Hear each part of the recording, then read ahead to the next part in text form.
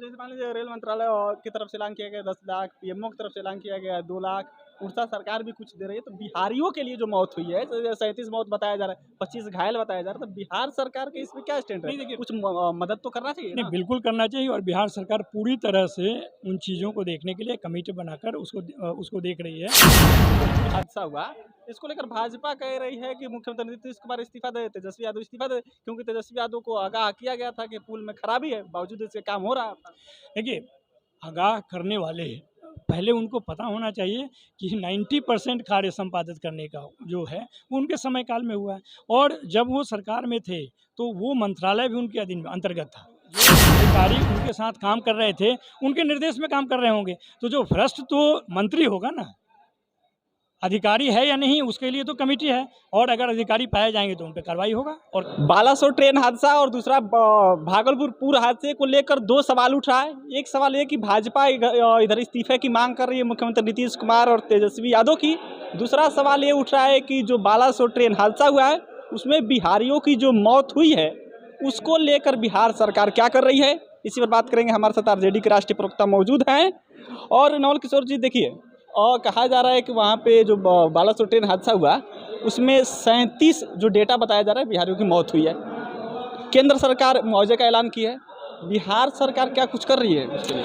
देखिए, सबसे पहले तो जो ट्रेन हादसा हुई है बेहद दुर्भाग्यपूर्ण है और इसमें एक पक्ष है कि उस हादसे के लिए कौन जिम्मेदार है। पहला पक्ष तो ये है कि देखना है, लेकिन दूसरा जो मानवीय पक्ष है जिसमें कि इतने लोग बहुत बड़ी संख्या में लोगों की हताहत हुई है, उसमें ये देखना ज़रूरी है और ये इंश्योर करना ज़रूरी है कि रेल मंत्रालय उन राज्यों के साथ मिलकर और जो भी उनके लिए बेहतर हो सकता है, वो चाहे इलाज के स्तर पे हो चाहे मुआवजा के स्तर पे हो, उन चीज़ को इंश्योर करें कि उन पीड़ित परिवारों को कम से कम दुखी किए हुए उनके लिए उपलब्ध कराया जाए। इसमें जैसे मान लीजिए रेल मंत्रालय की तरफ से ऐलान किया गया 10 लाख, पीएमओ की तरफ से ऐलान किया गया 2 लाख, उड़ीसा सरकार भी कुछ दे रही है। तो बिहारियों के लिए जो मौत हुई है, तो 37 मौत बताया जा रहा है, 25 घायल बताया जा रहा है, तो बिहार सरकार के इसमें क्या स्टैंड है? नहीं देखिए, कुछ मदद तो करना चाहिए नहीं ना? बिल्कुल करना चाहिए और बिहार सरकार पूरी तरह से उन चीज़ों को देखने के लिए कमेटी बनाकर उसको देख रही है और अभी भी आपको मालूम नहीं होगा शायद,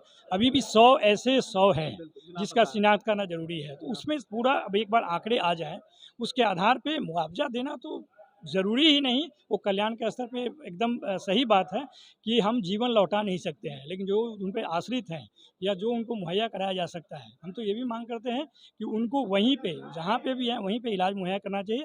राज्य सरकार की तरफ से जो भी प्रयास है, जो भी उनका बनता है, वो उसके लिए करने के लिए तैयार है। तो क्या जो मृतक के परिवार है, परिजन है, वो ये उम्मीद लगाए कि जब बिल डेटा क्लियर आ जाएगा तो बिहार बिल सरकार उनको मुआवजा या कुछ ऐसा मदद कर पाएगी? बिल्कुल, उसका मैं कह रहा हूँ कि लगातार उस पर नज़र बनाए हुए हैं, सिर्फ प्रेस के माध्यम से नहीं, एक कमेटी के माध्यम से जाकर वहाँ देख रही है और रेल मंत्रालय के साथ, उनके अधिकारियों के साथ नज़र बनाए हुए हैं कि जो देखिए ये ट्रेन चलती है कलकत्ता से साउथ की तरफ, लेकिन रोटी कमाने के चक्कर में जो बिहार से भी बहुत बड़े स्तर पे लोग जाते हैं और ख़ासकर उस बॉर्डर एरिया के जो लोग हैं, वो पटना नहीं, कलकत्ता से हावड़ा से जाकर ही ट्रेन पकड़ते हैं, तो है संख्या। लेकिन इतना दुर्भाग्यपूर्ण हादसा हुआ है कि उसमें अभी सबसे ज़्यादा ज़रूरी है कि रेल कैसे इलाज मंत्रालय मिल सके सबको? तो दूसरा सवाल ये ले लेते हैं, भागलपुर जो पुल हादसा हुआ, इसको लेकर भाजपा कह रही है कि मुख्यमंत्री नीतीश कुमार इस्तीफा दे, तेजस्वी यादव इस्तीफा दे, क्योंकि तेजस्वी यादव को आगाह किया गया था कि पुल में खराबी है, बावजूद इसके काम हो रहा था।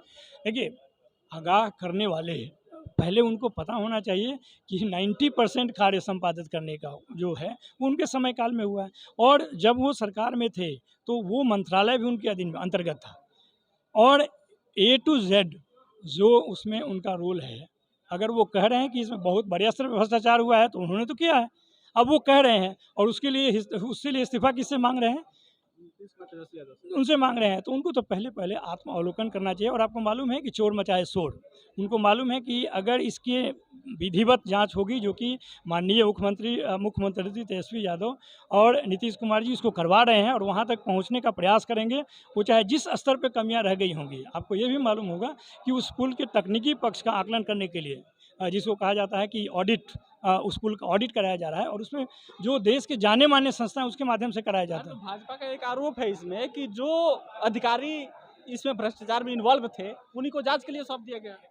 मैं ये कैसे मान लूँ, जो अधिकारी उनके साथ काम कर रहे थे उनके निर्देश में काम कर रहे होंगे, तो जो भ्रष्ट तो मंत्री होगा ना, अधिकारी है या नहीं उसके लिए तो कमेटी है, और अगर अधिकारी पाए जाएंगे तो उन पर कार्रवाई होगा और करती रही है बिहार सरकार।